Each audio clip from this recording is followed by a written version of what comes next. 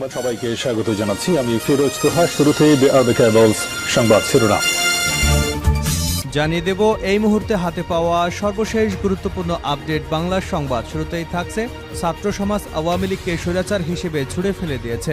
জামায়াত ইসলামী ঢাকা মহানগরী দক্ষিণের আমির নুরুল ইসলাম বুলবুল বলেছেন, দেশের ছাত্র জনতা আওয়ামী লীগের রাজাকার বলিকে জাতীয় একটি গ্রহণযোগ্য উপাধি হিসেবে নিয়েছে। আওয়ামী লীগ এদেশের ছাত্র সমাজকে যখন রাজাকার বলেছে, তখন আওয়ামী লীগ ছাত্র জনতার সেন্টিমেন্ট অনুভব করতে পারেনি। এজন্য ছাত্র সমাজ রাজাকারকে অহংকারের প্রতীক হিসেবে গ্রহণ করেছে এবং আওয়ামী লীগকে স্বৈরাচার হিসেবে ছুঁড়ে ফেলে দিয়েছে। এবারে জানাবো শেরপুরের দুপক্ষের সংঘর্ষে নিহত এক। শহরের গৌরীপুরের খোয়ারপাড় এলাকাবাসীর মধ্যে সোমবার বিকেল থেকে দফায় দফায় সংঘর্ষ এবং লুটপাটের ঘটনা ঘটে। এ সময় সংঘর্ষে মিজানুর রহমান ৩৫ নামের একজনের মৃত্যু হয়। নিহতের খবর ছড়িয়ে গেলে মধ্যরাত পর্যন্ত চলে সংঘর্ষ। শহর জুড়ে থমথমে অবস্থা বিরাজ করছে। জানাবো ভারতের পতাকা নামিয়ে সাতরঙা পতাকা উড়ালো মণিপুরের শিক্ষার্থীরা। ভারতের উত্তর পূর্বাঞ্চলে মণিপুর রাজ্যের বিভিন্ন সরকারি ভবনে হামলা চালিয়েছে বিক্ষুব্ধ শিক্ষার্থীরা। সোমবার স্থানীয় সময় সকালের দিকে মণিপুরের রাজভবন এবং জেলা প্রশাসকের কার্যালয়ে হামলা চালায় তারা। এ সময় ডিসি অফিসে টানানো পতাকা নামিয়ে সাতরঙী একটি পতাকা উড়িয়েছেন তারা। এদিকে থানা হেফাজত থেকে যুবলীগ নেতার পলায়ন, ওসিসহ ৪ পুলিশ প্রত্যাহার। চট্টগ্রাম লোহাগড়া থানা হেফাজত থেকে পালিয়েছে সাইফুল ইসলাম ৩২ নামের এক যুবলীগ নেতা। তিনি লোহাগড়ার কলাউজান বালিপাড়া গ্রামের নজির আহমেদের ছেলে। সোমবার সকাল ৮টার দিকে আটক করে থানা হেফাজতে হস্তান্তর করা হয় বলে জানান আরাফাত নামের ওই ব্যক্তি। পরবর্তীতে কৌশলে পুলিশের সহায়তায় থানা থেকে পলায়ন করেছেন, যার অভিযোগে ওসিসহ ৪ পুলিশ প্রত্যাহার করা হয়েছে। জানিয়ে দেব পুরোপুরি বন্ধ হয়ে গেল বড়পুকুরিয়া তাপবিদ্যুৎ কেন্দ্রের উৎপাদন। দিনাজপুরের বড়পুকুরিয়ার কয়লাভিত্তিক ৫২৫ মেগাওয়াট তাপবিদ্যুৎ কেন্দ্রের উৎপাদন পুরোপুরি বন্ধ হয়ে গেছে। সোমবার সন্ধ্যা ৬:৩০টায় যান্ত্রিক ত্রুটির কারণে এই বিদ্যুৎ কেন্দ্রের তৃতীয় ইউনিটের উৎপাদন বন্ধ হয়ে যায়। এবং সর্বশেষ জানাবো আন্তর্জাতিক সংবাদ। সিরিয়ায় ইসরায়েলি হত্যার শিকার অন্তত ১৬। সিরিয়ার মধ্যাঞ্চলে ইসরায়েলি ক্ষেপণাস্ত্র হামলায় অন্তত ১৬ জন নিহত হয়েছেন বলে দেশটির রাষ্ট্রায়ত্ত গণমাধ্যম দাবি করেছে। হামা প্রদেশের মাসিয়াব শহরের কাছে রোববার রাতে হামলাটি হয়। আহত হয়েছে আরও ৪৩ জন। স্থানীয় এক স্বাস্থ্য কর্মকর্তা জানিয়েছেন, ইসরায়েলি হামলায় অন্তত ৪৩ জনের মধ্যে কয়েকজনের অবস্থা সংকটজনক। হামলায় ব্যাপক ক্ষয়ক্ষতি এবং আগুন ধরে যায়। খবর সানাও আল জাজিরার। এতক্ষণ শিরোনাম শুনছিলেন, এবার বিস্তারিত। প্রিয় দর্শক, আপনি যদি এই চ্যানেলে নতুন হয়ে থাকেন, ভিডিওটি দেখতে দেখতে চ্যানেলটি সাবস্ক্রাইব করে আমাদের সঙ্গে থাকুন। আর এই ভিডিও সম্পর্কে আপনি আপনার মূল্যবান মতামতটি কমেন্ট বক্সে জানিয়ে দিন। আর হ্যাঁ প্রিয় দর্শক, জানিয়ে দিন ভিডিওটি কোথা থেকে দেখছেন। ছাত্র সমাজ আওয়ামী লীগকে স্বৈরাচার হিসেবে ছুড়ে ফেলেছে বুলবুল। জামায়াত ইসলামী ঢাকা মহানগর দক্ষিণের আমির নুরুল ইসলাম বুলবুল বলেছেন, দেশের ছাত্র জনতা আওয়ামী লীগের রাজাকার বলিকে জাতীয় একটি গ্রহণযোগ্য উপাধি হিসেবে নিয়েছে। আওয়ামী লীগ এদেশের ছাত্র সমাজকে যখন রাজাকার বলেছে, তখন আওয়ামী লীগ ছাত্র জনতার সেন্টিমেন্ট অনুভব করেন নাই।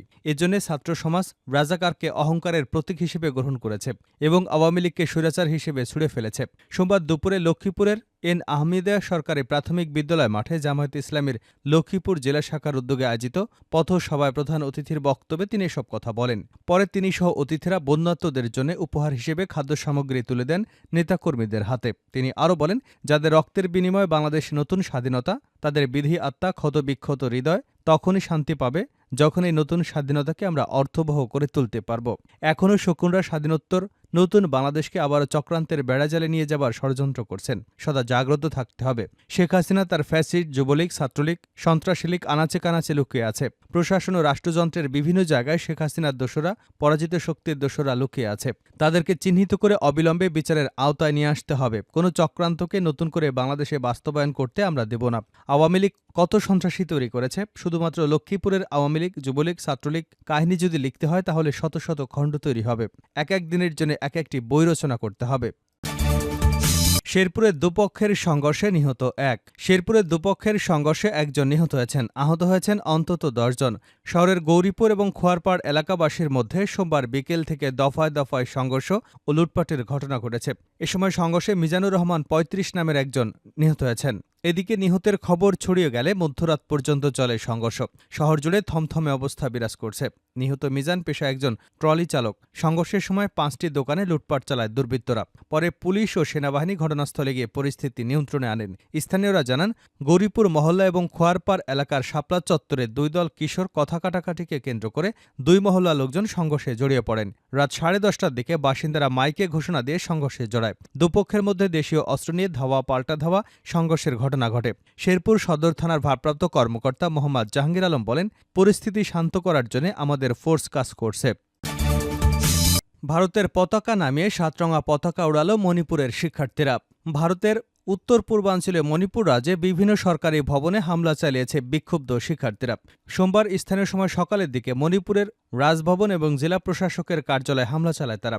এ সময় ডিসি অফিসে টাঙানো পতাকা নামিয়ে 7 রঙা একটি পতাকা উড়ানো দেখা যায়। দেশটির সংবাদ মাধ্যম ইন্ডিয়া টুডের উত্তর পূর্বাঞ্চলীয় সংস্করণ এবং অনলাইন সংবাদ মাধ্যম ইন্টোমোজার প্রতিবেদনে এ তথ্য জানানো হয়েছে। ইন্ডিয়া টুডে বলছে, মণিপুরের শিক্ষার্থীরা সোমবার সেখানের প্রধান প্রধান সরকারি ভবনে হামলা চালিয়েছে।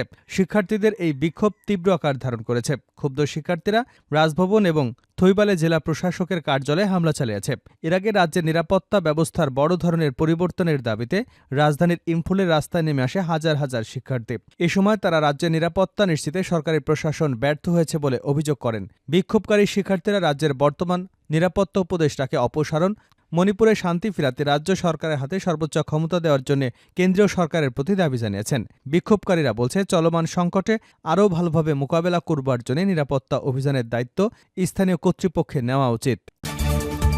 থানা হেফাজত থেকে যুবলীগ নেতার পলায়ন, ওসিসহ 4 পুলিশ প্রত্যাহার। চট্টগ্রামের লোহাগড়া থানা হেফাজত থেকে পালিয়েছে সাইফুল আলম 32 নামের এক যুবলীগ নেতা। তিনি লোহাগড়ার কলাউজান বালিপাড়া গ্রামের নজির আহমেদের ছেলে। তাকে সোমবার সকাল 8:30টার দিকে আটক করে থানায় হস্তান্তর করা হয় বলে জানান মোহাম্মদ আরাফাত নামের এক ব্যক্তি। এ ঘটনায় লোহাগড়া থানার অফিসার ইনচার্জ মোহাম্মদ রাশিদুল ইসলাম, duty officer Amir Hossain, SI Nasima আক্তারকে ও সেন্ট্রি কনস্টেবল মোহাম্মদ এনামুল হককে প্রত্যাহার করে চট্টগ্রাম পুলিশ লাইন্সে সংযুক্ত করা হয়েছে। জানা গেছে, স্থানীয় আরাফাত, জসিম এবং মুজিব যুবলীগ নেতা সাইফুলকে সকালে উপজেলার পশ্চিম কলাউজান বাংলাবাজার বাহাদুরপাড়া গ্রামের আব্দুল আলিমের বাড়ি থেকে ধরে ওসির সঙ্গে কথা বলে থানায় ডিউটি অফিসারের কাছে হস্তান্তর করেন। তাকে ডিউটি অফিসারের রুমে বসিয়ে রাখা হয়। পরে সেখান থেকে তিনি পালিয়ে যান। আরাফাত অভিযোগ করে বলেন, সাইফুল স্বৈরাচারী সরকারের দোসর ও দালাল। তার অত্যাচারে এলাকার মানুষ অতিষ্ঠ ছিল। তার বিরুদ্ধে একাধিক মামলা এবং ওয়ারেন্ট রয়েছে। আমরা ধরে পুলিশের কাছে হস্তান্তর করি, কিন্তু থানা হেফাজত থেকে পুলিশের সহযোগিতায় সাইফুল পালিয়েছে। সাতকানিয়া সার্কেলের অতিরিক্ত পুলিশ সুপার শিবলি নোমান বলেন, স্থানীয়রা যুবলীগ নেতা সাইফুলকে ধরে থানায় হস্তান্তর করে। সে কৌশলে থানা থেকে পালিয়ে গেছে। তাকে গ্রেপ্তার করতে পুলিশের একাধিক টিম মাঠে কাজ করছে। এ বিষয়ে ঊর্ধ্বতন কর্তৃপক্ষকে জানানো হয়েছে। দায়িত্বে অবহেলায় ওসিসহ 4 পুলিশ সদস্যকে প্রত্যাহার করা হয়েছে। ঘটনা তদন্ত করে তাদের বিরুদ্ধে ব্যবস্থা নেওয়া হবে বলে জানা গেছে। পুরোপুরি বন্ধ হয়ে গেল বড়পুকুরিয়া তাপবিদ্যুৎ কেন্দ্রের উৎপাদন। দিনাজপুরের বড়পুকুরিয়ার কয়লাভিত্তিক 525 মেগাওয়াট তাপবিদ্যুৎ কেন্দ্রের উৎপাদন পুরোপুরি বন্ধ হয়ে গেছে। আজ সোমবার সন্ধ্যা 6:30টায় যান্ত্রিক ত্রুটির কারণে এই বিদ্যুৎ কেন্দ্রের 3য় ইউনিটের উৎপাদন বন্ধ হয়। তাপবিদ্যুৎ কেন্দ্রটির 3টি ইউনিটের মধ্যে প্রথম এবং দ্বিতীয় ইউনিট বন্ধ থাকলেও সচল ছিল 3য় ইউনিট, যা থেকে প্রতিদিন 200 মেগাওয়াট বিদ্যুৎ উৎপাদিত হতো।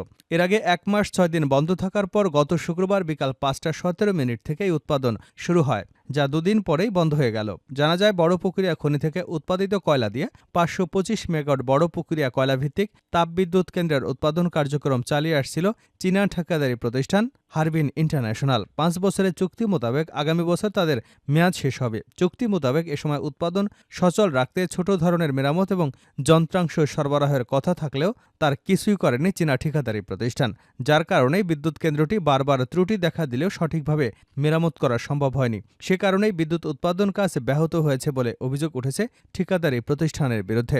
বড়পুকুরিয়া তাপবিদ্যুৎ কেন্দ্রের 3টি ইউনিটের মধ্যে প্রতিটি ইউনিট সচল রাখতে প্রয়োজন হয় 2টি করে ইলেকট্রোহাইড্রোলিক ওয়েল পাম্প, যা ওই ইউনিটে জ্বালানি হিসেবে তেল সরবরাহের মাধ্যমে উৎপাদন কার্যক্রম সচল রাখে। কিন্তু 2022 সাল থেকেই 3য় ইউনিটের 2টির মধ্যে একটি পাম্প নষ্ট থাকায় যে কোনো সময় বন্ধের ঝুঁকি নিয়ে বিকল্প হিসেবে একটি ইলেকট্রোহাইড্রোলিক ওয়েল পাম্প দিয়ে চলে আসছিল এবং এর উৎপাদন কার্যক্রম। ফলে মাঝে মধ্যেই যান্ত্রিক ত্রুটির কারণে বন্ধ হতো তাপবিদ্যুৎ কেন্দ্রের উৎপাদন। একাধিকবার ঠিকাদারি প্রতিষ্ঠানকে বিষয়টি অবগত করলে তারা অজ্ঞাত কারণে আমলে নেয়নি।